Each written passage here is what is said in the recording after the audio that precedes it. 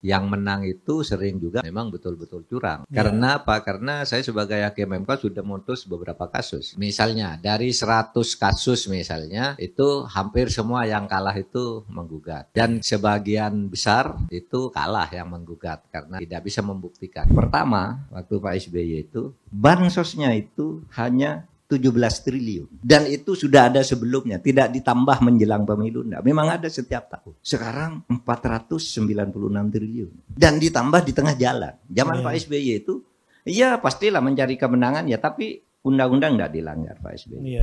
Bagus gitu. Oleh sebab itu saya hanya tolong jaga demokrasi sesuai dengan mekanisme yang diatur konstitusi dan tegakkan hukum dan keadilan.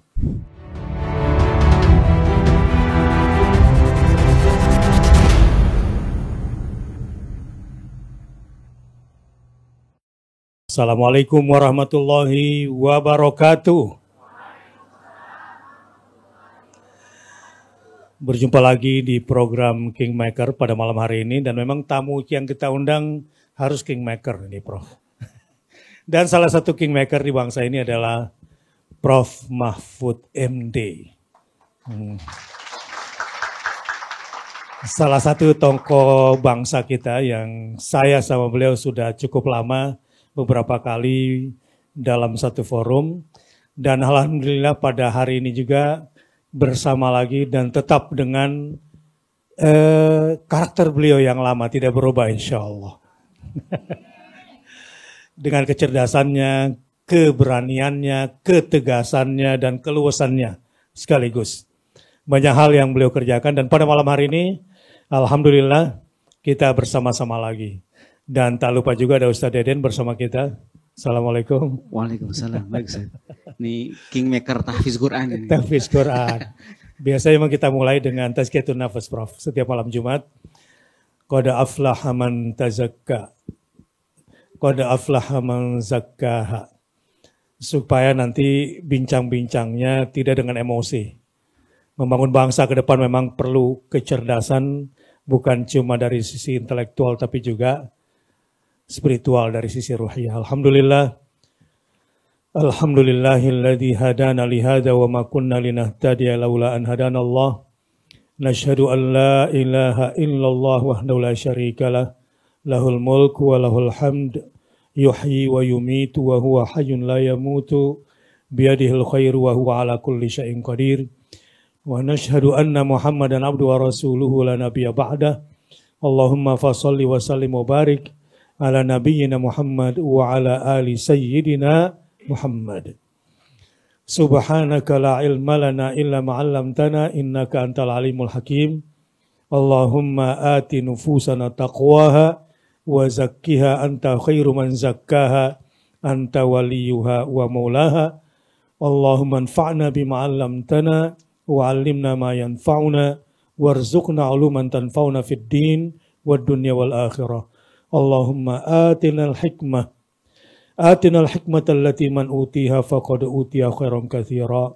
Wa sallallahu ala nabiyina Muhammadin walhamdulillahi rabbil alamin. Langsung saja nih ke Prof. Mahfud. Secara politik situasi kebangsaan kita baik-baik saja atau sedang tidak baik-baik saja, Prof? Kalau secara politik dalam arti keamanan, ya insya Allah lah aman, berjalan baik. Tapi kalau politik dalam arti dinamika perebutan pengaruh untuk mengelola kekuasaan itu seperti kita tahu sekarang ini sedang ramai ya, dinamikanya sedang tinggi, dan ya artinya tidak baik-baik saja sebenarnya. Secara politik elektoral saja, ya. Secara politik elektoral. Ya, itu tidak baik-baik saja karena ya sekarang ini sedang terjadi pergulatan menuju kelanjutan dari hasil pemilu Pilpres yang kemarin ya. Kalau Pilegnya nampaknya tidak terlalu ada masalah ya. Iya, di Pilpresnya terutama, Pak. Di Pilpresnya terutama, ya. Itu yang sekarang. Kira-kira seperti apa nih kondisi tidak baik-baiknya ini? Ya, kalau dari level A, B, C, D, anak kuliahan. Begini, kalau di tingkat masyarakat sekarang seperti kita tahu timbul berbagai kekecewaan Oh ya, terhadap penyelenggaraan pemerintahan. Kalau di tingkat elit juga ya ada usaha untuk konsolidasi untuk menyelesaikan mungkin dengan berbagai saling pengertian, tapi belum final sekarang. Masih terus berjalan. ya. Jadi memang dari sisi kata ketidakpuasan karena ada faktor-faktor yang nanti kita coba Ya. elaborasi lagi ya, Prof ya. Ya, ya. Kalau menurut Pak Mahfud hasil pemilu 2024 ini bagaimana sih? Saya sebagai pelaku langsung, sebagai kontestan, memang tentu saja saya jarang mengatakan ini karena saya kan kontestan. Jadi Iya, dibilang ya biasalah orang yang kalah. kalah itu selalu menyalahkan yang Iya. menang, menyalahkan panitia. Nah. Oke lah, saya yang mengatakan itu, tetapi supaya diingat juga bahwa yang menang itu sering juga memang betul-betul curang. Iya. Sering juga. Ya. Karena apa? Karena saya sebagai hakim MK sudah memutus beberapa kasus. Iya. Misalnya dari 100 kasus misalnya, Iya. itu hampir semua yang kalah itu menggugat. Iya. Dan sebagian besar itu kalah yang menggugat karena ya tidak bisa membuktikan. Oke. Tapi bukan tidak ada. Banyak juga yang berhasil. Ya? Banyak yang berhasil. Persentasenya kira-kira bisa berapa persen tuh? Iya mungkin bisa 7,5 sampai 10%. 7,5 sampai 10% ya. Karena saya ingat misalnya untuk tahun 2009 ketika saya menjadi ketua MK, saya membatalkan 75 hasil pemilu legislatif dari pusat sampai ke daerah. Artinya bisa bahwa memang ada kecurangan. 75 dari pusat ke daerah. Lalu yang pemilihan kepala daerah yang sama aturannya dengan pemilihan presiden, itu saya pernah membatalkan orang yang menang, didiskualifikasi. Kenapa? Karena tidak memenuhi syarat sejak awal. Misalnya gini, Bupati di Bengkulu Selatan namanya Dirwan Mahmud terpilih dengan angka 50%. Iya. Calonnya ada 5 atau 6 gitu, yang di sini cuma ada yang 15%, 12% terbagi, tapi ini 50%. Menang, digugat. Pemilunya, prosesnya, enggak apa-apa. Tetapi kemudian ada yang melapor, Pak, yang menang ini dulu pernah dipenjara 17 tahun. Oh ya. Pada saat itu, aturannya bahwa orang yang pernah dipenjara dengan ancaman pidana di atas 5 tahun, itu tidak boleh menjadi calon. Lah ini kok bisa jadi calon, kok bisa menang, saya batalkan. Oh. Yang di bawahnya naik langsung, gitu. Jadi ada. Nah kalau sudah sejak awal tidak memenuhi syarat, kalau hakimnya berani, gitu ya, ini kan cacat nih, gitu. Cacat syarat nih pasangan nih, bisa kalau hakimnya berani dan sudah banyak. Di tempat lain saya menyuruh pemilihan ulang di daerah tertentu. Pernah itu di Jawa Timur. Terus di Kalimantan Barat, Kota Waringin Barat kita diskualifikasi juga yang nomor 1, yang nomor 2 naik. Iya. Jadi tergantung pada pertama ada bukti yang kuat, yang itu bisa mempengaruhi hasil kalau dihitung betul. Kemudian yang kedua hakimnya berani, independen apa tidak, itu aja. Berani dan independen apa tidak dalam menegakkan keadilan. Tapi potensi untuk bisa menang dari yang dikalahkan atau secara quick count kalah masih ada potensinya ya? Masih ada, kemungkinan itu masih ada. Prof mau nanya nih, kalau Prof sendiri dengan hasil Pilpres kemarin yang angkanya sebetulnya terprediksikan atau tidak? Dan puas apa tidak melihat hasil quick count Prof saat ini? Tentu tidak puas kalau ditanya puas. Tapi kalau terprediksikan tuh tidak sama sekali. Gitu sama sekali ya, tidak terprediksikan. Sama sekali, gitu. Karena fakta-fakta di lapangan ketika kami juga turun itu sambutan masyarakat besar ya? Besar. hasil sigi internal kami juga besar. Tapi Iya. memang optimisnya itu pada waktu tidak mungkin satu putaran. Optimisnya Ini ya. akan 2 dan kami berpikir masuk. Tetapi memang kemudian temuan-temuan di lapangan memang terjadi pengurasan terhadap kami terhadap nomor 3 ini, karena operasi-operasi yang kami temukan Iya. seperti nanti akan dibuktikan di pengadilan dibayar. Dibayar. Dibayar. Ada yang dibayar, itu politik gentong babi namanya. Iya, iya, iya, iya, iya, iya, iya. Dibayar dulu kan ada politik gentong babi, Iya, ada iya. politik pegang keras gitu. Orang yang pejabat nih, yang pegang keras ini yang pejabat, apakah Iya. pejabat desa, apakah pejabat pusat, daerah dipegang. Kamu punya kasus ini loh. Kamu kalau ndak ini masuk, kasusmu dibuka. Iya. Nah ini laporan-laporan yang seperti ini banyak gitu ya. Nah kalau ini terbukti gitu kan bisa membatalkan hasil pemilu. Iya. Cuma persoalannya sekarang keyakinan tentang adanya kecurangan itu tidak selalu menjadi bukti hukum kan Iya, gitu. iya, iya, Karena iya. orang tidak berani bersaksi kan. Iya, betul. Karena orang memilih dan ikut mengedarkan semacam suap gitu ya, Iya. semacam uang atau apapun. Iya.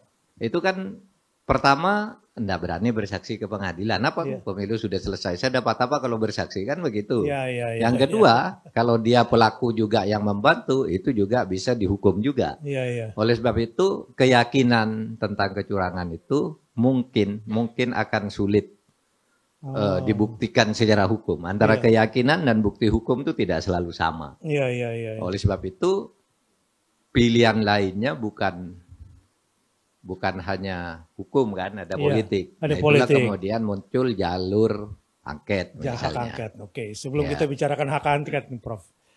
Jadi rupanya ada proses penggerusan ya. Madura gimana, Prof? Sama. Wah, di Madura malah ini yang Harusnya kantong Prof ya. gini, banyak bukti di Madura itu Gimana tuh? justru ditemukan oleh paslon 1. Oh ya, Ditemukan oleh paslon 1 tapi penggerusannya ke paslon 3. Ke paslon 3. Mereka tunjukkan bukti ke saya ini loh, tempat-tempat digerus dengan cara begini. bentuknya begitu. apa, Prof? Bentuknya ya macam itu. Misalnya suatu tempat gitu ya, TPS-nya udah diatur. Iya. Kemudian ada yang sudah dicoblos, ada yang tidak ada TPS-nya, ada barangnya, gitu-gitu. Nah, itu temuan Iya. dari tim hukumnya Iya. Pak Amin. Itu tunjukkan ya nih Pak, Bapak nih yang dirugikan, tapi kami temukan sebagai bukti, gitu. Itu di Jawa Timur banyak. Kalau Pak Mahfud sendiri kan di Madura, saya yakin apa sih sebetulnya? Kan udah pernah punya survei kan? Iya. Dengan hasil yang kemarin di Madura, di kampung sendiri gimana, Prof?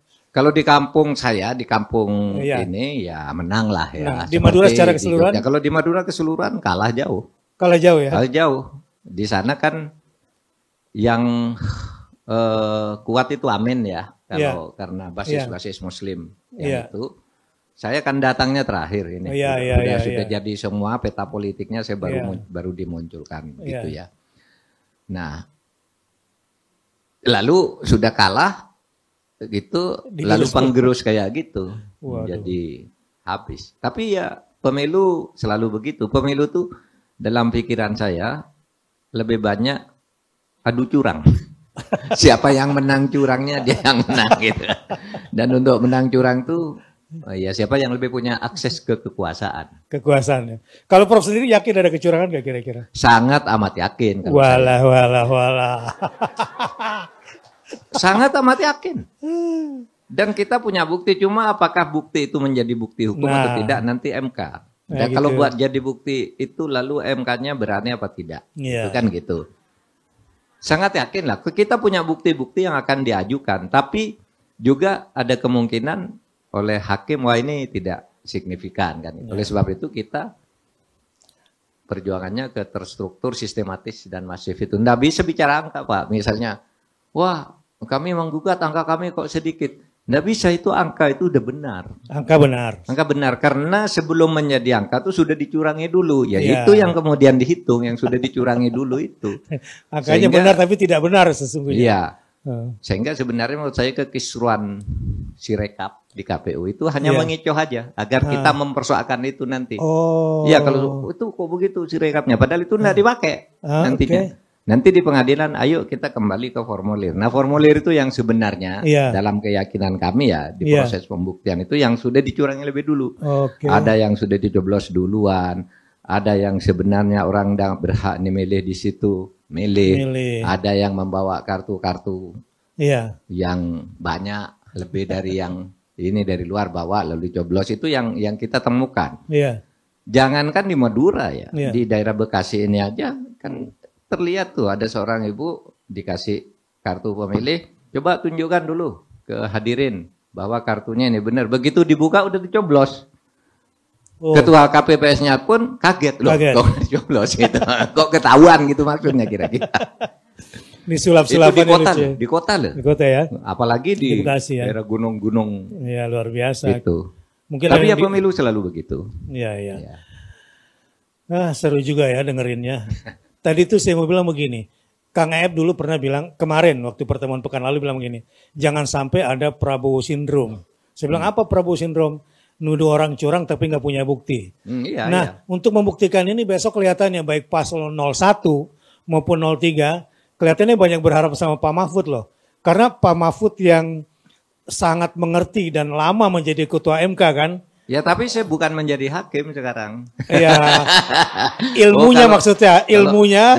Ilmu bisa enggak dipakai oleh orang yang tidak punya keberanian. Gitu ya. Sering terjadi.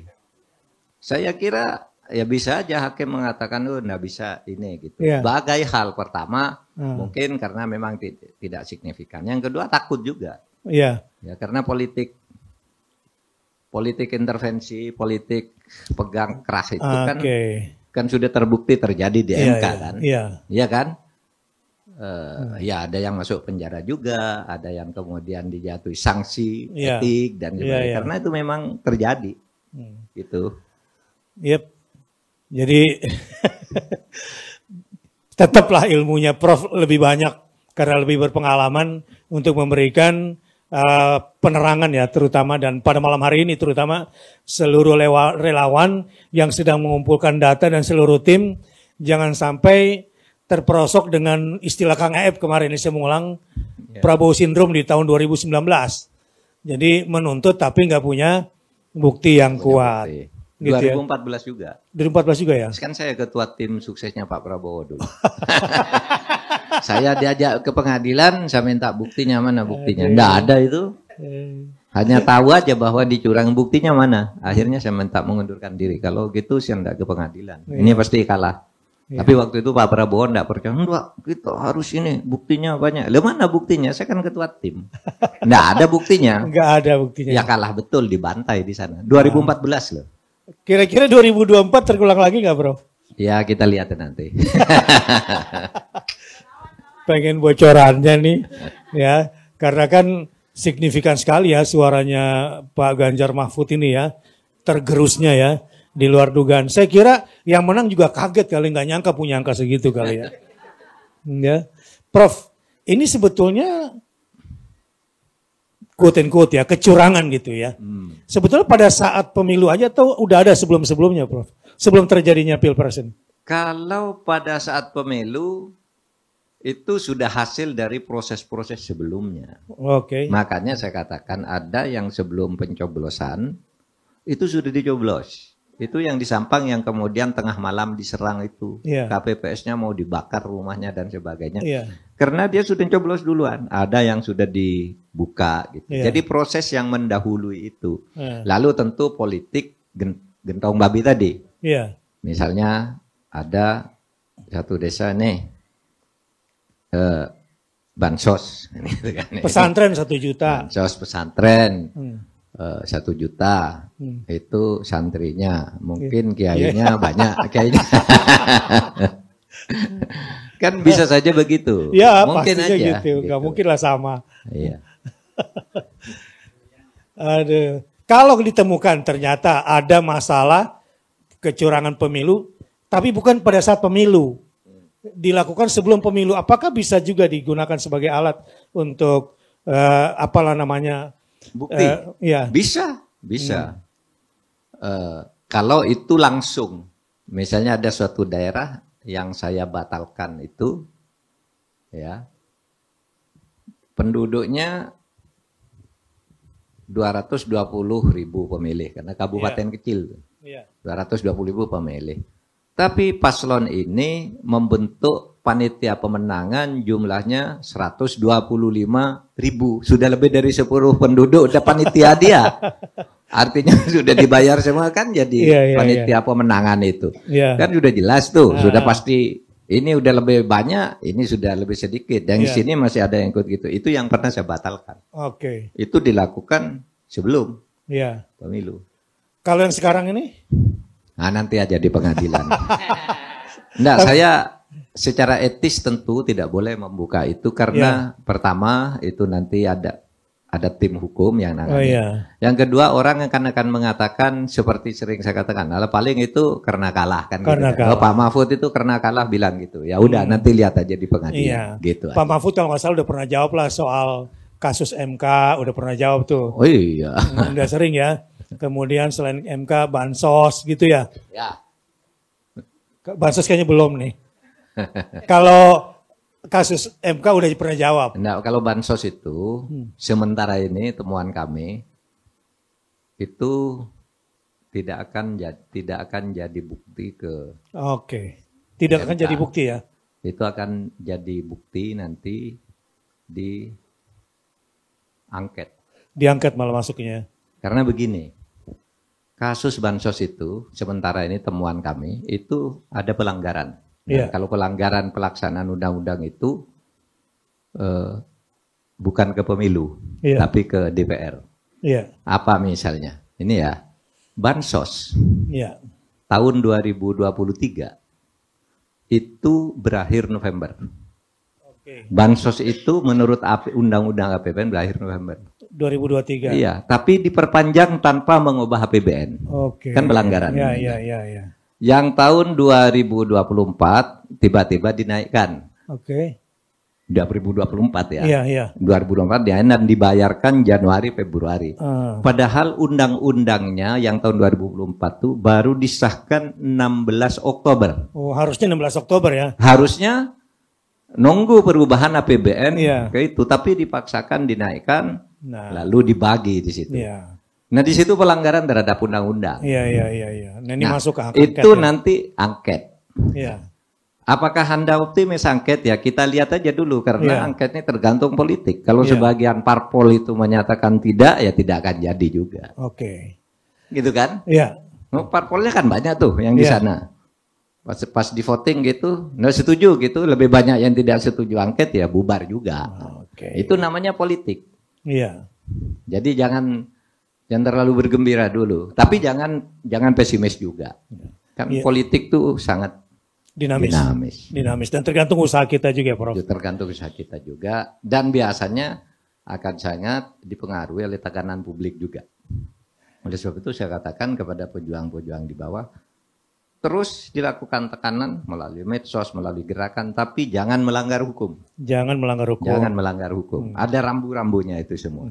Kira-kira bakal yang ditempuh MK, hak angket, atau MK dan hak angket? MK dan hak angket. Dua-duanya ya? MK dan hak angket.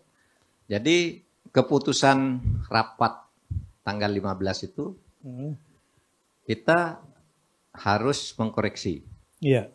Pemilu yang menurut kita, menurut subjektivitas kita, pemilu yang tidak benar ini. Caranya gimana? Ada 3 caranya.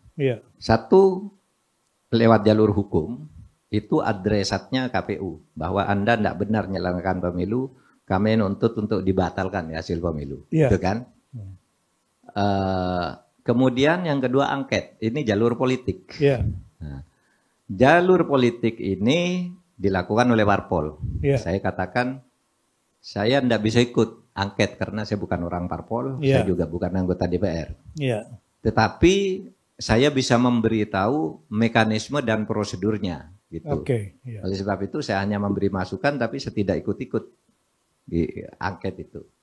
Nah lalu yang ketiga itu tadi ada pertama hukum ke Mahkamah Konstitusi yang digugat KPU, yang kedua angket yang digugat pemerintah karena melakukan pelanggaran undang-undang macam-macam itu, nanti tentu apa itu benar apa tidak tergantung angketnya tadi. Iya. Lalu yang ketiga, tekanan publik, opini publik, gerakan Oke. masyarakat seperti yang sekarang ini banyak, meskipun akhir-akhir ini tekanan-tekanan publik itu sudah tidak banyak disiarkan oleh televisi. Oke. Padahal banyak Iya, tiap iya. hari yang lewat medsos, Iya, lewat iya, apa iya. gitu. Iya, iya. Tapi oke, itulah realitas politik kita. Iya. Yang terpenting negara ini harus selamat. Seberapa besar harapannya Prof untuk mendapatkan kejelasan dan tegaknya demokrasi lewat hak angket nanti, Prof? Saya belum bisa. Iya. Karena kalau hak angket itu keputusannya tergantung pada yang banyak. Iya. Ya kan kalau politik itu kan mencari menang. Iya. Nah, menang itu tergantung manuver-manuver politiknya Nah, kan. masing-masing Ya, ya. beda kalau hukum mencari benar. Pedomannya udah jelas, tinggal hakimnya berani apa tidak kan. gitu. Iya. Apakah hakim ini tidak terintervensi secara politik. Tapi menurut saya berapapun besar peluangnya harus dilakukan. Menurut Prof, 5 partai itu 5 partai yang koalisi yang berseberangan gitu ya dengan 02, kira-kira semuanya bakal kompak nggak, Prof? Kalau saya melihat mereka semua sudah menyatakan. Semuanya menyatakan. P3 bilang tidak ya, tetapi di dalam rapat waktu itu Pak Mardiano justru semangat. Semangat. Iya, itu setuju angket, kita lawan kan gitu. Oh gitu. Iya, ketuanya nih Pak. Ketuanya langsung Pak Mardiano. Kalau yang sana Pak Surya Paloh, Pak Salim Segaf, Jufri, ya. dan Caimin. Ya, Caimin kan sudah konferensi pers. Ini Ya. kita dukung. Gitu. Kita Yang dukung. penting PDIP jadi motornya jadi motor. kan gitu. Dan Nah, itu PDIP pertanyaannya sudah tuh. siap jadi motornya. Seberapa semangat Bu Mega? Oh semangat, semangat. Semangat Bu Mega. Tapi katanya bukan bertujuan untuk pemakzulan ya. Gitu. Kenapa? Boleh angket tapi tujuannya bukan pemakzulan ya. Karena pemakzulan itu tidak mungkin dilakukan dalam waktu 8 bulan. Kan gini, angket sendiri ini kan Pak Jokowi Oktober habis. Iya. Angket sendiri mungkin paling cepat 3 bulan. Iya. Kalau rekomendasinya berujung pada pemakzulan, itu kan harus sidang DPR lagi, bukan angket lagi, DPR. Iya. Nah DPR itu ketika itu nanti harus diusulkan oleh sepertiga, Iya. lalu harus sepertiga anggota DPR Iya. ya. Harus anggota DPR-nya itu hadir 2/3 di dalam Iya. sidang, dan 2/3 dari yang hadir itu harus setuju. Iya. Nah, itu perlu waktu berbulan-bulan. Iya. Oktober nggak bakal selesai. Karena apa? Kalau pemakzulan nanti misalnya DPR betul ini terjadi pelanggaran dan perlu dimakzulkan. Oke, itu oke. namanya di-impeach. Iya. Dilakukan pendakwaan, impeachment. Itu impeachmentnya ke MK. Oke. Nah, MK itu juga bersidang pemeriksaan pertama 14 hari ini dan seterusnya. Itu tidak selesai. Oke. Oktober. Iya. Oleh sebab itu kalau ada pikiran tidak mungkin pemakzulan, memang menurut saya teoritis hampir tidak mungkin dilihat dari sidang. Belum lagi dilihat dari konfigurasi politiknya. Iya. Ini Iya. konfigurasi politik. Penting nih. Anggota DPR itu harus hadir di dalam sidang Iya. itu 2/3. Oke. Dari 580, 2/3 harus hadir sidang untuk pemakzulan. Iya. Kalau misalnya satu fraksi saja tidak mau hadir, itu tidak sampai Oh, 2/3 Iya, misalnya. nggak sampai 2/3. Oke. Tidak jadi sidang pemakzulan. Hmm.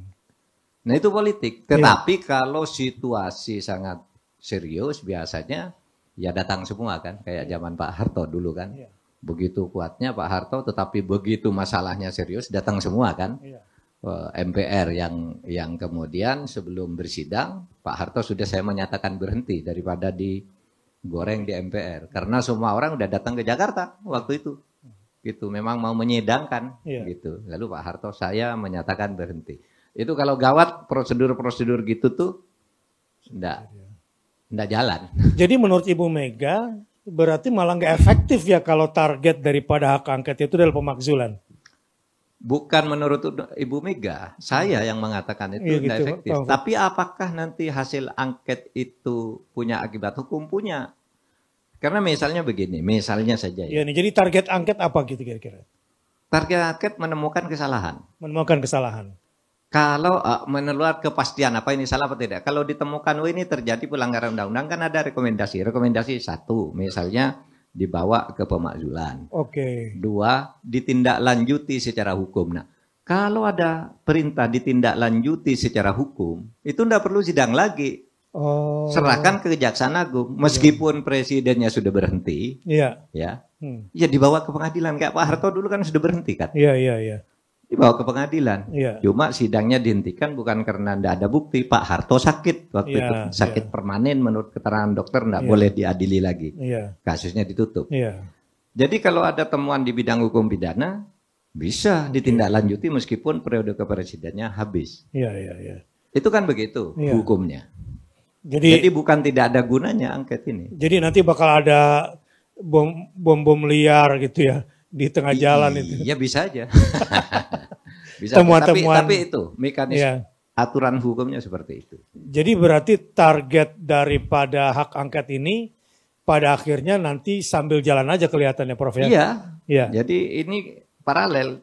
Ini angket ini tidak bisa membatalkan hasil pemilu. Iya. Yang bisa membatalkan hasil pemilu itu hanya MK. Hanya MK. Kalau angket apapun hasilnya pemilu tetap jalan.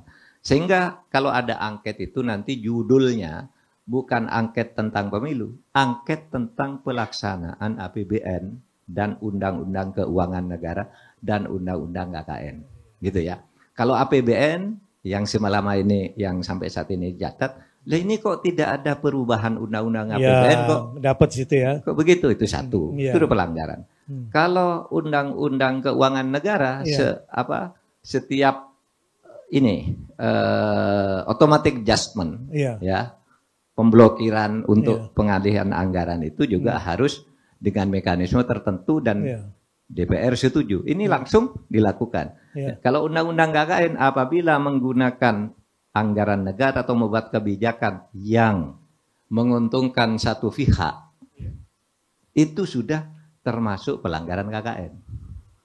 Undang-Undang KKN. Jadi 3 undang-undang ini kita nanti buka. Iya. Ini teori. Iya. Saya tidak tahu operasi politiknya di lapangan kan bisa aja Itu tuh yang berat, ya. orang oh, kamu jangan hadir, kamu jangan ikut. Itu bisa Iya, saja iya, terjadi. bisa terjadi, Tapi ya. bisa juga Iya. atas tekanan publik yang tadinya tidak ikut saja kan Iya. gitu. Tergantung kekuatan permainan politik.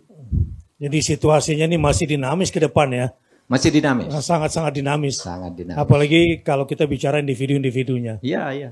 Gitu. Jadi Apalagi ya, orang ini yang kemarin anggota DPR sekarang calon lagi tidak terpilih. Mungkin dia diundang tidak datang. Oh, Saya iya. udah tidak terpilih, tinggal Iya. nunggu gajinya aja tiap bulan, tidak usah Iya. sidang-sidang lagi kan dapat gitu. dan mungkin juga dioperasi orang kayak gini ya. Iya agar tidak datang. Bisa artinya bisa jadi target juga udahlah. Iya udah jangan datang kamu ini, tidak usah datang itu bisa. Jadi kira-kira kalau Prof sendiri kira-kira potensi hak angket bakal berjalan nih seberapa besar sih kemungkinan besarnya gitu? Kalau sampai pengajuan, Hmm. saya optimis bisa ngajukan. Ngajukan Tapi 25 orang nih. apakah itu setujui dibentuk? Kan ngajukan dulu 25 orang. Iya, Ini- 25 orang. Ini sudah ada yang ngajukan nanti. Iya. Tapi apakah itu nanti berhasil? Nah itu permainan politiknya. Gitu ya. Saya tidak bisa berandai-andai. Cuma saya bicara kemungkinan begini, kemungkinan begitu tuh Iya. mungkin. Iya. Sehingga Ya, mudah-mudahan- masyarakat tinggal sekarang memosisikan diri aja. Iya. Masyarakat kan memposisikan diri mau yang mana gitu kan. Iya, iya. Karena tekanan masyarakat tuh ada pengaruhnya juga, bisa Oke. buat panik juga. Nah, ini penting nih civil society nih. Civil Ya. society. Kelompok emak-emak gitu ya. Nah, Tapi jangan melanggar hukum ya. yang penting jangan melanggar hukum. Unjuk Gitu ya. rasa saja, Nah. nyatakan pendapat, unjuk rasa, dorong dan sebagainya. Iya. Kalau Gitu nggak- juga nih. Tapi jangan hoax ya yang Jangan disebarkan. hoax, jangan hoax. Ya. Artinya tekanan daripada civil society bisa menyemangati para anggota parlemen untuk bersemangat, atau juga bisa memberikan tekanan agar mereka tidak zigzag gara-gara nggak dapat suara kemudian jadi lemah lalu kemudian membuka ya channeling baru untuk masa depan dengan penguasa, atau ada politik imbalan tadi, ya dan lain-lain. Mudah-mudahan sih dengan tekanan masyarakat, target kita agar demokrasi di Indonesia betul-betul berjalan ya sesuai dengan harapan, ya itu yang harus kita lakukan. Soal menang kalah kita serahkanlah kepada Allah Ta'ala, dan yang penting Indonesia harus tetap menjadi negara besar, negara kuat dan tetap bersatu gitu ya. Ya. Baik Prof, kalau pansus, ini ada ide juga nih ke pansus. Sebenarnya istilah angket itu sendiri nanti kan bentuknya pansus angket. Pansus ya, angket. Kan? Ya. Pansus angket. Cuma biasanya kalau pansus angket itu khusus untuk pelaksanaan ketentuan undang-undang seperti tadi undang-undang APBN kok dilaksanakan begitu, undang-undang bansos kok gitu, undang-undang KKN kok gitu. Itu biasanya kalau dilihat ada dugaan pelanggaran itu dibentuk panitia angket namanya. Panitia angket itu ya pansus angket. Ada pansus yang umum seperti dulu pansus Bank Senturi. Pansus BLBI. Itu hal-hal yang tidak langsung terkait dengan pemerintah, seperti pansus Bank Senturi, pansus BLBI itu kan kaitannya dengan perbankan. Ada Bank Indonesia di situ yang di luar pemerintah sebenarnya. Itu bisa dengan cara itu. Jadi sebenarnya angket itu ya panitia khusus angket namanya. Pansus juga ya? Iya, pansus juga, tapi khusus pelaksanaan undang-undang dalam kebijakan pemerintah. Kalau yang di luar itu bisa saja pansus. Ya disebut tergantung pansus kasusnya apa, berarti ya. Dan kita sudah punya contoh lah pansus BLBI dan pansus Senturi dulu. Berarti nanti setelah hak angket ini baru kelihatan mana kira-kira yang mau difokuskan ya Prof ya. Tapi kalau ini angket sih. Lebih kepada angket ya. Angket itu sebenarnya kalau disetujui lebih mudah. Pertama, produknya bukan produk yuridis tapi produk politis. Artinya gini, kalau Anda ke pengadilan orang bersaksi gitu tidak mau datang, ya, apalagi ini bukan kasus pidana, tidak mau datang gitu enggak bisa dipaksa. Kalau angket, panitia angketnya bisa datang ke desa-desa yang orang takut itu kemarin orang takut memberi kesaksian bahwa saya dapat bansos ini, bahwa saya disuruh gini, itu bisa didatangi, ditanya. Seperti yang dilakukan oleh Komnas HAM ya. Komnas HAM kan baru menemukan orang yang tadinya tidak berani ngomong, begitu didatangi Komnas HAM. Akhirnya bicara. Iya, didatangi, diam-diam dicatat itu. Lalu ada temuan dari Komnas HAM. Nah, angket bisa seperti itu. Menemukan fakta-fakta seperti itu. Tapi produknya bukan yuridis, politis juga. Gitu. Tapi itu bisa nggak dipakai juga untuk impeach presiden? Oh, ya tergantung kesimpulan akhir angketnya. Misalnya kesimpulannya betul berdasar temuan panitia angket ini sudah terjadi pelanggaran terhadap undang-undang keuangan sesuai dengan hasil angket, ya itu bisa. Gitu. Cuma kalau presidennya udah pensiun kan tidak perlu ada impeach. Impeach itu tujuannya kan memberhentikan. Kalau orang sudah berhenti ngapain di impeach? Orang sudah berhenti juga. Lalu apa akibat hukum? Pidana, kalau ada temuan pidana, misalnya ini sudah melanggar undang-undang, pelaksanaannya mengandung hukum pidana, bisa dipanggil lagi meskipun sudah pensiun kan gitu. Kan lebih banyak malahan orang yang sudah berhenti diambil kan gitu. PDIP siap jadi lokomotif, Bro? Oh, enggak tahu, saya bukan anggota PDIP. Kira-kira kelihatannya setelah saya di PDIP ya Bu Mega lah. Diberi kehormatan, saya diberi kehormatan untuk menjadi. Kan Bu Mega didaulat nih sama partai-partai semua supaya memimpin. Kalau Bu Mega tegas, Bu Mega tegas, bentuk tim untuk menindaklanjuti ini dan harus berani gitu. Bu Mega sih berani, yang lain berani apa enggak kan gitu kan. Ya, kelihatannya sih kalau yang saya tahu ya, PDIP dalam hal ini konsisten ya. Biasanya iya. Biasanya. Tinggal yang di belakangnya ini, ya. Gembos nggak masuk angin nggak nanti di tengah jalan. Kemarin kan ada isu berita itu Pak Mahfud tidak setuju hak angket. Bukan tidak setuju, saya tidak boleh karena saya bukan orang parpol. Salah paham berarti ya? Salah paham, beritanya tidak setuju. Saya setuju, saya bekerja di tim hukumnya. Saya setuju angket tapi saya tidak boleh ikut karena saya bukan orang parpol. Ya kan? Saya menjadi narasumber boleh. Gitu kan. Jadi memberi banyak masukan. kepelintir juga, Prof. Iya. Dianggap Prof kurang bersemangat Iya. untuk hak angket ini. Iya, justru saya dorong kan ketika dikatakan ini enggak boleh, saya yang muncul boleh. Oke. Lakukan gitu. Iya. Tapi bukan saya yang lakukan karena saya bukan anggota DPR Iya. dan juga bukan pengurus partai kan Iya. gitu. Prof, para aktivis demokrasi berpendapat bahwa pemilu 2024 ini adalah salah satu pemilu terburuk di Indonesia. Sebagai orang Indonesia saya malu sih ya di mata dunia. Menurut Prof gimana tuh? Iya. Saya tuh mau mengatakan itu enggak enak. Saya ini kontestan gitu. Iya.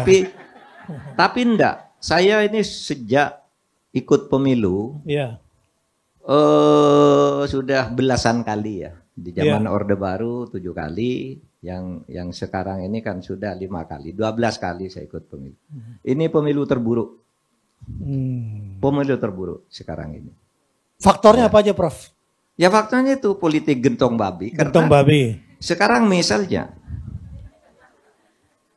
tahu ya politik gentong babi itu dulu ceritanya gini. Di era perbudakan di Amerika itu, para budak-budak itu biasanya tuannya tuh nyimpen daging babi di gentong-gentong gitu. Kalau keadaan krisis itu lalu dibagi lalu disuruh apapun budak itu melakukan. Sama itu politik gentong babi.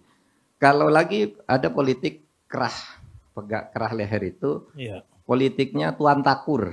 Nah, Di film-film India itu, ya, tokoh-tokoh masyarakatnya tuh dipegang, pejabat-pejabatnya kamu harus gini, kalau enggak kamu saya pecat, kalau enggak kamu saya penjara, macam-macam gitu. Jadi, dan ini sekarang yang maaf menurut saya memang ini paling buruk. Saya ikut pemilunya Pak SBY, tahu enggak pemilu Pak SBY itu? Pertama, waktu Pak SBY itu, bansosnya itu hanya 17 triliun. Iya. Dan itu sudah ada sebelumnya, tidak ditambah menjelang pemilu, enggak. Memang ada setiap tahun. Iya. Sekarang 496 triliun. Dan ditambah di tengah jalan. Zaman Pak SBY itu, ya pastilah mencari kemenangan ya, tapi undang-undang enggak dilanggar Pak SBY. Yang kedua, saya jadi ketua MK zaman Pak SBY. Pak SBY itu enggak pernah mau mengintervensi ketua MK. Saya saksinya. Enggak mau dia kalau ada perkara gitu mau ngomong enggak dia. Termasuk perkara menyangkut dia. Dan saya juga kalau dipanggil dia enggak mau datang sendiri, harus rame-rame agar tidak bicara perkara. 9 orang. Iya. Iya.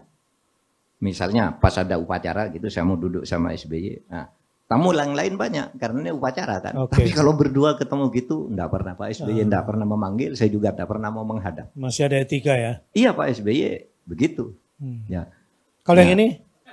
Yang ini di Tenggarai. Di Tenggarai ada operasi-operasi seperti ditemukan oleh MK-MK-nya Pak Jimli itu. Oh iya MK-MK itu ya. Itu kan ditemukan oleh jelas. Terjadi pelanggaran berat secara etik karena mau diintervensi oleh pihak luar. Nah pihak luar itu siapa lagi? Kan sudah ada nama-nama yang liar muncul gitu ya. Iya.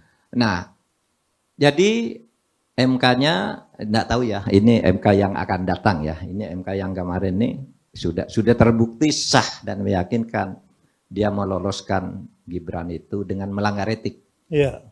Dan tidak masuk akal juga. Coba gini. Hakimnya 9. Ya. Hakimnya 9-3 menyatakan Gibran diloloskan. Iya. Yang 3 mengatakan, yang 4 mengatakan tidak diloloskan. Iya. Tidak boleh. Lalu yang 2 mengatakan diloloskan asal ke tingkat gubernur yang boleh, bukan wali kota. Nah yang 2 ini tiba-tiba digabung ke yang 5 lalu dibaca sebagai keputusan coba. Padahal yang 2 ini tidak setuju juga kalau wali kota. Mestinya ini kan digabungkan ke yang 4. Iya. Nah itu sebabnya lalu disebut itu pelanggaran oleh Pak Jimli. Iya. Kalau itu clear gitu ya, bukan kita mengada-ada, ini sudah menjadi putusan, sudah jelas. Kalau ini pemilu terburuk, terus hasil pemimpinnya gimana, Prof? Ya enggak apa-apa, kalau terpaksa nanti Pak Prabowo menang ya harus diakui dia menang. Karena ini soal politiknya ada di DPR nanti. Bisa saja baik, bisa saja buruk. Bisa kemungkinan Tapi dalam logika umum kalau prosesnya buruk, kalau prosesnya sampah, yang masuk sampah, yang keluar sampah kan gitu. Iya, mesti begitu. Tapi kan? Dalam politik mungkin enggak juga. Enggak mesti 2 begitu. 2 tambah 2 sama dengan 4. Tapi bisa 2 dikurangi 1 ditambah 2 ditambah 1 4, kan belok-belok gitu kalau politik gitu. Sama-sama 4 gitu. Jadi kalau politik memahaminya gitu, bukan eksak. Iya. Jadi gitu, menurut Prof bisa bagus, bisa buruk. Bisa gitu. Bagus, bisa buruk. Tergantung pada karakter dasarnya ya. Karakter dasarnya seperti apa? Kan dari track record ya bisa dilihat orang. Prof minum teh dulu, Prof. Makasih. Break dulu, Ustaz Deden. Sambil minum ya. Iya, tazkiyatun nafs dulu sebentar, Ustaz Deden. Kira-kira apa komennya? Baik Ustaz. Ada dalam Al-Quran itu surah Al-Mulk. Al-Mulk itu kan terjemahannya kerajaan. Al-Mulk kerajaan. Walaupun ada yang menerjemahkan kekuasaan. Kekuasaan boleh. Di situ Allah nyatakan tabarakalladzi biyadihil mulk. Maha suci, Allah. Maha banyak kebaikannya Allah yang di tangannya al-mulk. Iya.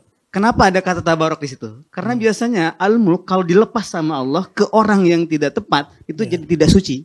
Tidak suci. Makanya konotasi al-mulk itu ada konotasi negatifnya. Dicontohkan dalam Al-Quran ada Fir'aun. Ya. Ada juga misalkan walaupun tidak disebut namanya dalam Al-Quran Namrud. Tapi disebut Al-Malik kan dalam surah Al-Baqarah ayat 258. Disebut Malik juga, raja juga di situ. Itu kan orang-orang jahat semua. Jadi tidak suci orang yang punya kekuasaan itu. Maka tegaskan Allah itu di tangannya kerajaan, tetapi Allah itu suci. Nah di sini, di ujung surah Yasin, ada yang disebut dengan malakut. Juga di surah Al-Mu'minun.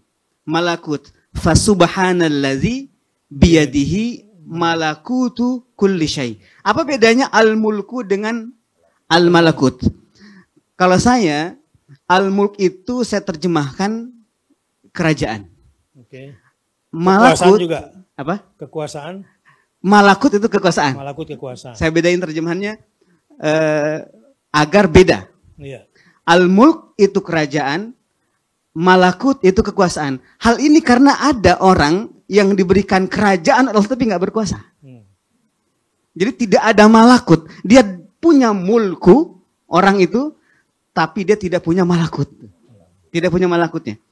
Nah, mulku itu aspek materi.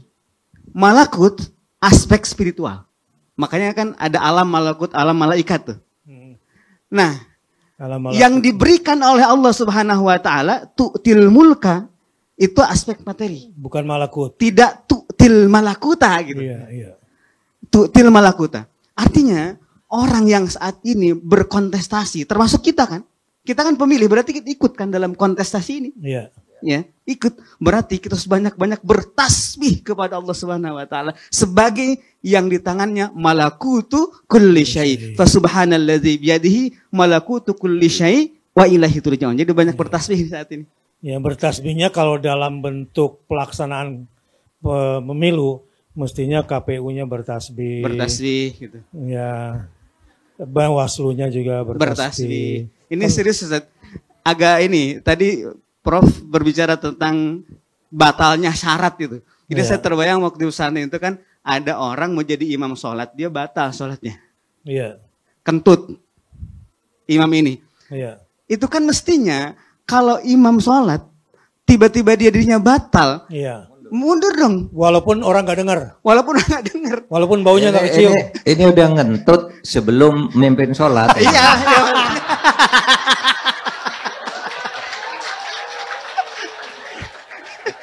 Harusnya nggak usah maju. Nggak usah maju itu. Ini memang saya. Ini gara-gara ini barangkali Ustaz. Gara-gara dia tidak bisa membedakan mana hadas, mana najis barangkali ya. Dia pikir dia nggak kena najis, cuma hadas. Tancap gas saja dia pikir gitu ya. Makanya suci itu juga harus dari hadas juga. Gitu. Iya. Jadi tasbih kan suci, tasbih. Ternyata dari hadas pun juga harus suci. Ini sulit sekali ketika imam itu tetap maju jadi imam padahal dia udah kentut duluan. Cuman nggak ada yang denger. Itu sulit sekali membuktikan kentutnya imam itu. udah dengar juga. Oh iya udah dengar. Kan sudah diputuskan oleh MKMK Oh, bahwa iya. itu batal tuh. Oh, Gitu loh, itu maksudnya. Oh iya iya. Iya, Ya iya. itu iya. cacat moral, artinya dia udah kentut kok masih tetap mau jadi imam. jadi Nah, Gitu loh. iya. Jadi Jadi- itu nanti yang akan dijadikan konstruksi hukum di oke, Mahkamah di Konstitusi. Mahkamah Iya, Konstitusi. iya, iya. Mahkamah Konstitusinya berani apa tidak kita lihat. Padahal aroma baunya masih tercium sampai sekarang. Berarti ya. DKM-nya salah nih. Ya DKM-nya kan KPU-nya. Iya betul. Iya, udah tahu seperti ini Bawaslu-nya masih dibiarin juga. Ah, ya udahlah. Dan KPU-nya sudah disalahkan ya. Udah Oleh disalahkan KPU, pula sudah ya. Dikatakan Anda salah kok Wah. mendaftar orang yang belum ada syarat Waduh. formalnya kan gitu kan. Iya. KPU-nya itu belum PKPU. Berarti ya imamnya, DKM-nya, muazinnya sama semua ya. Jangan-jangan ini gambaran ibadah kita semua loh. Terus Ustaz makmumnya ridho saja karena karena dikasih karena dikasih pulangnya itu. Akhirnya makmum salah juga nih pada malam hari ini. Prof, nanti kita break lagi sama Ustaz Deden. Baik. Lalu gimana kira-kira nasib demokrasi Indonesia ke depan dan bagaimana cara kita untuk meningkatkan kualitasnya, Prof? Iya kita berjuang kan. Kita akan terus berjuang dan begini kita harus tetap komitmen menjaga demokrasi ini. DPR harus ada, partai harus ada, pemerintah juga harus ada. Iya. Jadi jangan sampai terjadi kekacauan karena pemerintah dianggap wah ini curang lalu pemerintahnya tidak ada, Iya. pemerintahan macet itu tidak boleh. Kita harus jaga negara ini. Iya. Karena kalau saya itu ikut itu dalilnya Ibnu Taimiyah ya. Iya. Situna sanawat bi imamin jahil afdolu min lailatin bila imam. Betul. 60 tahun kamu punya pemerintah yang jelek. Iya. Itu jauh lebih baik daripada satu malam saja tidak ada pemimpin, tidak Iya. ada pemerintah. Iya. Nah oleh sebab itu harus kita pegang. Pemerintah itu harus ada agar Indonesia selamat. Nah, di dalam koridor itu kita akan berjuang. Kalau pemerintah harus ada, misalnya harus diganti, bagaimana menggantinya? Jangan sampai menimbulkan kekosongan tugas-tugas pemerintahan. Tapi kita tetap harus berjuang menurut mekanisme yang tersedia. Iya, iya, iya. Ini demi Indonesia dan Iya. artinya kita membangun demokrasi. Iya. Demokrasi itu pada akhirnya kalau sudah saling panas tuh biasanya jalannya kompromi-kompromi. Iya. Saling menjadi mana sih yang terbaik begitu kan kayak dulu Kira-kira selalu menurut begitu. Prof ke depan presidennya Pak Prabowo atau Pak Jokowi? Agak-agak miring dikit. Pak Presiden ke depan sampai bulan Oktober Pak Jokowi. Ya sampai tanggal 20 Oktober. Gitu ya, sampai 20 Oktober Pak Jokowi. Oktober, Pak Tapi setelah itu Pak Jokowi masih kuat nggak kira-kira? Ya Anda tahu, kita lihat aja dinamika politiknya. Ada yang berusaha menguatkan, ada Iya. yang berusaha tidak menguatkan kan gitu. Kita lihat. Tapi kan dinamika jasanya politik. Pak Jokowi itu besar sekali, Prof. Betul, Iya, betul jasanya tidak bisa dibantah, tapi juga kesalahannya tidak boleh dinafikan. tidak boleh nafikan. Iya, ini negara milik kita. Iya. Kalau Pak Jokowi berjasa besar ya karena punya negara yang dimanfaatkan sehingga negara bisa maju. Tapi kalau salah juga ini negara. Jangan negara membiarkan kesalahan kan tidak terwariskan ke anak cucu kita kan. Iya, iya, iya. Harus kita buka. Jangan sungkan-sungkan wah ini sudah berjasa begini kepada kita lalu kesalahannya dilupakan. Tidak boleh kalau di dalam hidup bernegara begitu. Kira-kira Pak Prabowo berani nggak ya? Nah, menurut Ustadz berani enggak? Kalau Pak Prof gimana? Saya temannya Pak Prabowo lama. Iya. Saya pernah jadi ketua tim. Ini penting nih, agak keras, Prof. Pertama orangnya sangat tegas. Iya. Yang kedua sportif, Tegas dan sportif. tegas dan sportif. Iya. Jadi kalau kira-kira dia mungkin diberi pemahaman yang dalam ini untuk bangsa dan negara Anda harus otonom di dalam memerintah karena Anda Iya. sudah dipilih oleh rakyat. Iya. Lakukan itu yang tegas. Iya. Saya kira dia berani melakukan karena saya kenal dia. Iya. Dia sportif juga. Iya. Karena saya dulu ketua tim suksesnya kan dia kalah tuh Iya. pemilu. Saya katakan mereka udah dibujuk lah agar membawa ke pengadilan. Saya bilang oke, karena saya ketua tim sukses. Iya. Saya yang ke pengadilan. Tapi mana buktinya? Iya. Nggak ada yang punya bukti. Akhirnya saya Pak Prabowo, saya mohon izin mengundurkan diri dari Kota Sukses. Tugas saya kan tim kampanye. Kampanye udah selesai, Bapak kalah, saya gagal memenangkan Bapak. Saya berhenti sekarang. Loh Pak Mahfud, kita ke pengadilan dulu. Ini banyak kecurangan. Iya, tapi buktinya enggak ada. Itu hanya keyakinan bahwa ada kecurangan. Tapi buktinya mana? Saya sudah minta ke partai-partai yang ikut, mana buktinya? Enggak ada yang punya. Ya sudah, saya mundur. Kenapa? Kalah di MK. Gitu. Nah, tetap maju ke pengadilan, saya mundur, akhirnya kalah juga. Nah, sportifnya Pak Prabowo itu ketika ketemu saya, formatnya masih Pak Mahfud. Kalau saya dulu saya ikut saran Pak Mahfud agar enggak ke pengadilan, ya enggak buang-buang waktu, enggak buang-buang uang. Dulu benar Pak Mahfud itu gitu. Sportif artinya mengakui ya. Nah, saya berharap sportivitas dan ketegasan ini bisa Pak tetap berlangsung ya. Karena mulai tanggal 7 April dia sebenarnya sudah terpilih secara sebagai presiden dan tidak akan ada lagi yang bisa menghalangi kalau MK memutus sudah menang ya. Dia belum presiden tapi dia punya kekuatan untuk menghalangi terhadap kesewenang-wenangan. Wah, saya calon presiden loh. Dan saya sudah terpilih, tinggal nunggu pelantikan. Jangan lakukan ini, jangan lakukan ini. Saya tidak setuju ini. Bisa.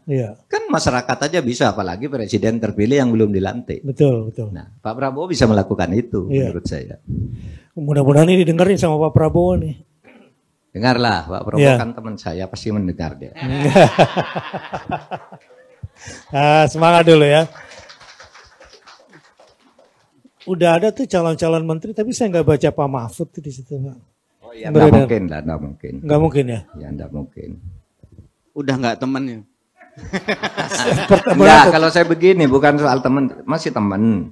Tapi saya selalu berpikir, politik itu kan pembagian kekuasaan, pembagian kekuasaan sesuai dengan jasa masing-masing. Lah saya tidak berjasa di situ kok. Yang rebutan di situ banyak, yang antri masa saya mau masuk ke situ. Enggak etis lah Prof ya. Enggak etis. Iya. Tapi sebetulnya diharapkan sekali karena potensinya sangat besar, terutama ilmu pertahanan keamanannya juga. Kita jalan lah. Negara ini pokoknya harus selamat. Ya, itu yang paling penting ya. Di tengah perbedaan pokoknya bagaimana negara kita selamat bahkan bermartabat ke depan dan lebih kuat lagi ya. Allahu Akbar. MK ke depan gimana menurut Prof ini? Karena kan ya mulai dari kasus MK kemarin, begitu juga sekarang nih kasus. Kenapa ada hak angket karena nggak percaya sama MK gitu? Sebagai orang yang pernah berjuang untuk MK gimana Prof? Saya agak pesimis ya. MK kalau masih seperti sekarang. Dan sekarang ini dibayang-bayangi oleh ancaman oleh MK. Jadi begini. Ketika saya Menko Polhukam, tiba-tiba datang rancangan undang-undang perubahan undang-undang Mahkamah Konstitusi. Semula ini tidak ada di prolegnas, tapi dalam rapat bersama antara Balik dan Menkumham ini dipaksakan masuk datang. Isinya itu untuk menjadi hakim MK itu harus minimal berumur 55 tahun dan pensiunnya umur 70. It's okay kayak gitu. Tapi aturan peralihannya ini bagi hakim MK yang ada sekarang, yang ketika menjadi hakim MK pertama dulu belum berumur 55 tahun, dikembalikan ke instansi induknya. Artinya dipecat kan itu. Nah kalau ini yang berlaku nanti akan terjadi kepada 3 orang. Nah kalau ini terjadi, ini bisa dijadikan kerah leher lagi. Ini loh, ada undang-undang ini. Ini ada undang-undang ini. Kalau kamu tidak manut, gitu selesai, kamu pecat. Itu bisa begitu. Bisa begitu. Nah, ketika saya diminta Polhukam, saya diminta Polhukam, saya belum mengundurkan diri. RUU ini saya tolak. Karena saya ketua timnya yang ditunjuk untuk bicara dengan DPR, dengan panjanya, dengan pansusnya. Saya katakan saya menolak RUU ini supaya di-deadlock-kan. Deadlock sampai sekarang. Nah, sekarang saya tidak Menko Polhukam. Nggak tahu itu kalau terus diajukan tuh bisa menjadi kerah leher lagi bagi hakim-hakim MK. Nah itulah permainan politik, menggunakan hukum, menggunakan hukum untuk memenangkan politik, menggunakan cara-cara hukum sehingga seakan-akan benar, padahal ini cacat. cacat moral, cacat etik, cacat macam-macam Iya. di belakangnya. Tapi formalnya seperti itu. Iya. Terus usaha perbaikan ke depan gimana nih Prof untuk menjaga marwah MK karena ini kan hakim konstitusi ini kan wakil Tuhan di Indonesia nih untuk menafsirkan banyak hal. Masalah kebangsaan demokrasi kita bisa kacau kalau MK ini tetap pada posisi seperti ini. Kesadaran pemerintah. Saya Ustadz Bahtiar ya Iya. tahu hak MK itu. Iya. Banyak, ada 2 disertasi tentang MK. Satu ditulis oleh Henry Kuo yang sekarang dia menjadi pendeta di Amerika. Dulu dia aktivis Partai Rakyat Demokratik ya, kalah partainya terus dia ke Amerika jadi pendeta, nulis disertasi. Yang satu Iwan Satriawan, guru besar UMY di Yogyakarta. Itu membuat studi MK 2 periode pertama. Pak Jimli dan saya itu termasuk MK yang sangat baik lah ya, sangat baik. Dan itu terbukti memang masuk di Harvard Handbook tahun 2012. 10 MK terbaik di dunia itu MK Indonesia masuk. Nah tapi sesudah itu tuh merosot terus sampai puncaknya penangkapan ketua MK, pemenjaraan hakim MK, dan terus berlanjut lagi ini sampai sekarang ya. Pada Uncle Usman ini yang bikin yang bikin putusan nomor 90. Nah dan sekarang ini tidak jelas nih. Yang ini nampaknya di bawah bayang-bayang. Menurut keputusan MK Pak Jimli menyatakan ada MK ini membiarkan dirinya diintervensi oleh kekuatan luar. Oh kalau saya dulu zaman Pak SBY, Bu Mega, tidak ada tuh intervensi ke MK. Dibiarin aja. Sama MK itu independen Bu Mega hanya mengingatkan dalam pidatonya di MK, saya dulu mendirikan MK agar menegakkan keadilan. Tolong diperiksa perkara ini dengan adil. Itu tidak intervensi sama sekali. Saya ketuanya tidak ada yang mendekati saya. Pak SBY apalagi, tidak pernah dia mau ketemu saya ketika ada kasus-kasus perkara itu. Tidak pernah. Menurut analisis Pak Mahfud, turunnya nilai MK ini apakah semata-mata karena cacat moral orang-orang di dalamnya atau ada agenda? Mungkin ada campuran, ada yang cacat moral, mudah sekali berkolusi dengan kekuatan politik di luar. Kemudian memang ada intervensi. Intervensi. Apa buktinya? Ya sudahlah, putusan MK itu bukti bahwa ada intervensi. Bagi saya itu bukti. Tinggal baca bahwa itu jelas ya bahwa ada intervensi di situ ya. Iya, sudah vonisnya sengaja dibuat salah tadi. Seharusnya 6 lawan 3 menjadi 5 lawan 4. Karena yang 2 ini sebenarnya tidak setuju, wali kota setuju. Nah dia kalau gubernur baru boleh menjadi calon presiden. Harusnya bergabung ke yang 4 jadi 6 kan. Tapi ini digabungkan ke yang 3. Bahwa kepala daerah itu boleh tanpa membedakan gubernur atau wali kota. Itu kan salah. Nah itu yang menurut MK itu karena ada membiarkan dirinya diintervensi oleh kekuatan luar. Makanya Ketua MK, Anda melakukan pelanggaran etik berat, kan gitu. Tapi putusannya itu tidak bisa batal karena konstitusi mengatakan putusan MK yang sudah diucapkan secara sah itu meskipun salah tetap mengikat. Yang membuat salah itulah yang dihukum. Nah itulah makanya dihukum ketuanya itu. Anda yang buat salah, putusan ini salah, tapi ini tetap mengikat sehingga sudah diketok gitu, ya Gibran boleh masuk karena itu putusan MK. Tapi yang ini yang dihukum nih, yang buat kesalahan ini. Kalau kasus Pilpres 2024 dibawa ke MK, Pak Mahfud optimis nggak akan adil?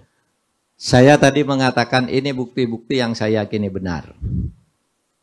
Adil atau tidak, itu nanti kita lihat. Saya tidak bilang adil atau tidak. Berani apa tidak gitu aja lah. Berani atau tidak? Iya, berani apa tidak. Kalau dia berani, ya. Kira-kira berani nggak? Mestinya, ya nantilah. Jangan.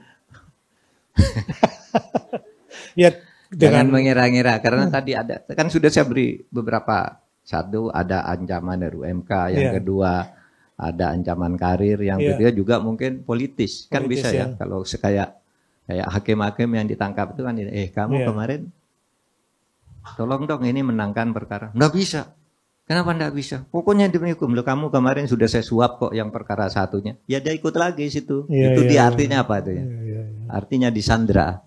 Bisa saja ada hakim yang disandra bisa kan? Begitu ya. Bisa. Di pemerintahan Prabowo kira-kira menurut Pak Mahfud perlu nggak Pak Mahfud intervensi juga agar mengembalikan marwah MK ini? Oh iya, tapi saya belum resmi mengakui Pak Prabowo dan saya belum mengucapkan selamat karena putusan MK belum. Ya, itu tidak etis. Saya melanggar hak pendukung-pendukung saya yang masih harus berjuang, kita berjuang. Jadi, tapi seumpama itu pun tentu saya berharap kenegarawan Pak Prabowo, kecintaannya kepada Republik seperti yang saya kenal, merah putih, itu supaya dia membenahi MK dulu sebagai lembaga yang independen. Karena ini tugasnya sangat penting untuk MK. Jangan hanya 10 tahun pertama ya. 10 tahun pertama tuh bukan karena saya di situ. Di situ Pak Jimli yang membangun. Kemudian saya berikutnya itu aman-aman, bagus-bagus saja independen. Kita percaya sekali itu. Putusannya selalu disambut baik. Meskipun tuh out of the box gitu masih disambut baik, tapi sudah itu terus tergerus ada terjadi seperti itu.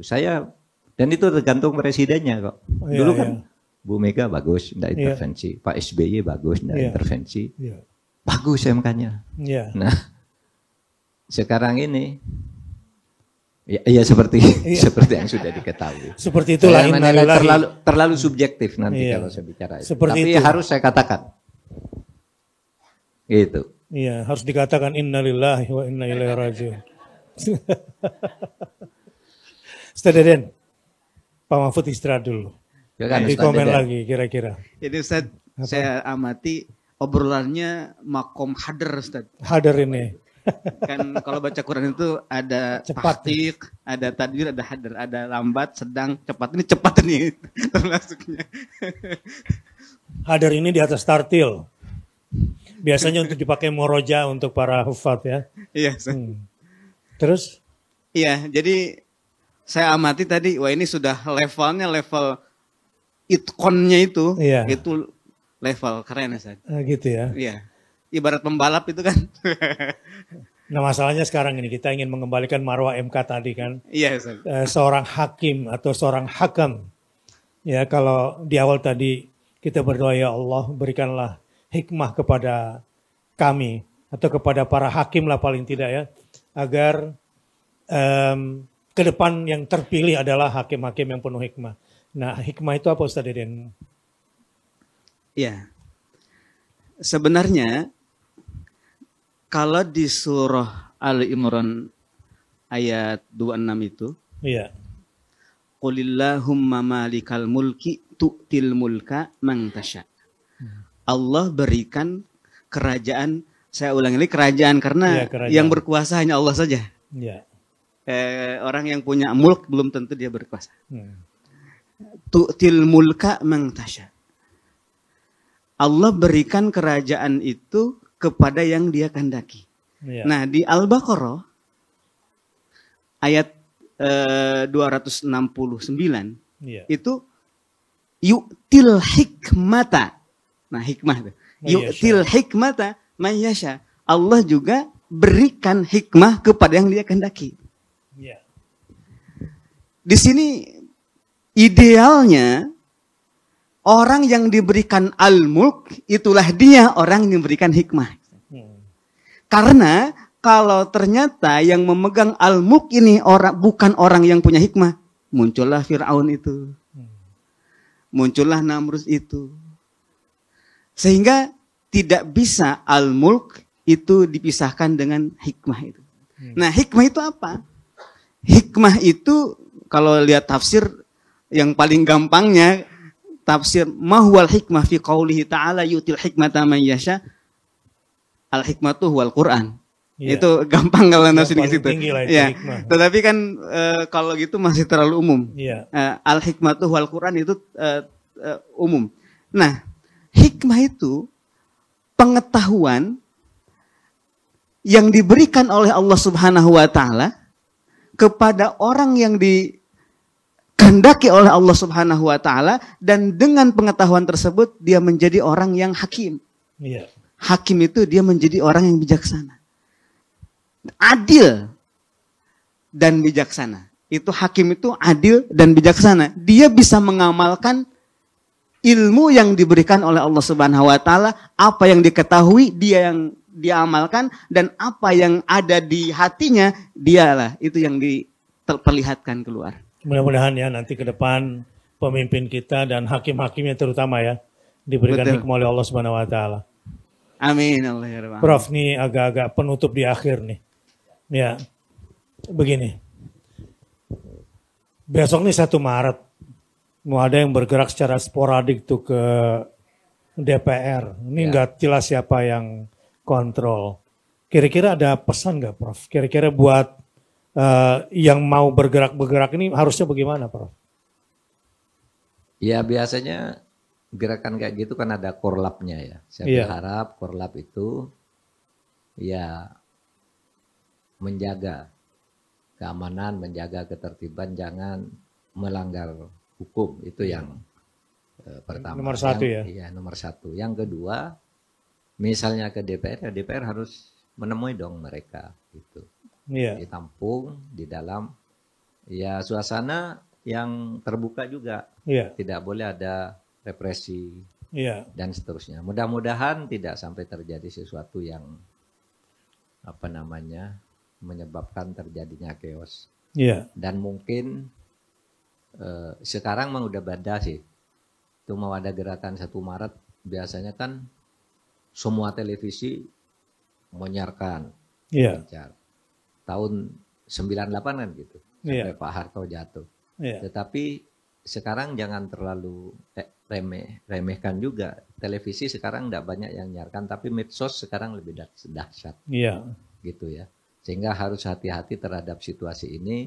Semuanya harus menjaga bahwa yang dilakukan oleh masyarakat itu untuk kebaikan Republik, Negara Kesatuan Republik Indonesia, yang ditunjukkan sebagai pelayanan oleh lembaga-lembaga negara juga harus untuk Indonesia. Kalau sama-sama untuk NKRI, sama-sama untuk demokrasi, sama-sama untuk keadilan, saya kira jalan keluar bisa ditemukan secara baik-baik.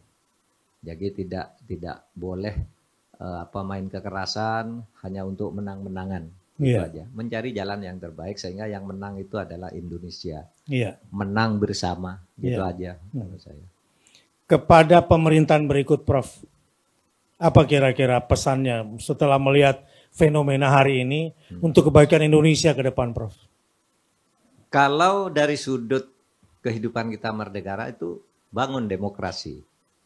Demokrasi yang berkeadaban. Kemudian tegakkan hukum dan keadilan. Saya kira itu yang utama. Yang saya selalu mengatakan gini, Ustadz ya. Kalau hukum keadilan di sini ditegakkan, diupayakan tegak dengan baik, maka semua persoalan di Indonesia itu mungkin tinggal ad hoc 50%. 50% selesai, 5% berikutnya itu soal lain, soal pendidikan, kebudayaan, perdagangan, infrastruktur. Karena di situ bisa dipetil-petil kalau hukumnya ini baik, sehingga insya Allah akan bagus gitu. Oleh sebab itu saya hanya tolong jaga demokrasi sesuai dengan mekanisme yang diatur konstitusi dan tegakkan hukum dan keadilan.